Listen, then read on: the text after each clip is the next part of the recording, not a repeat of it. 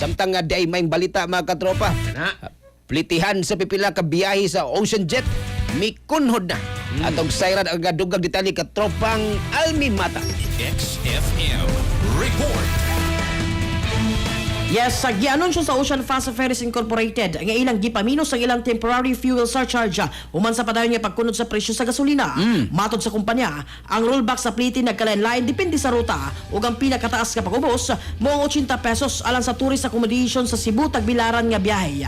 Tungod dinhi, ang pliti gikan sa 1,000 ka pesos nahimong 920 pesos na lang. Sa laing ruta ang Tagbilaran Dumaguete Business Accommodation miubos usab og 70 pesos gikan sa 1,820 pesos nahimong 1,750 pesos na lang. Apan giklaro sa kumpanya nga dili pa bug-os nga natangtang ng surcharge tungod kay ang presyo sa lana nagpabilin nga mas taas pa kumpara sa pre-crisis level. Mingon ang Ocean Jet nga ang surcharge temporaryo lamang og bug-os kintangtangon kung mabalik na sa normal ang presyo sa fuel.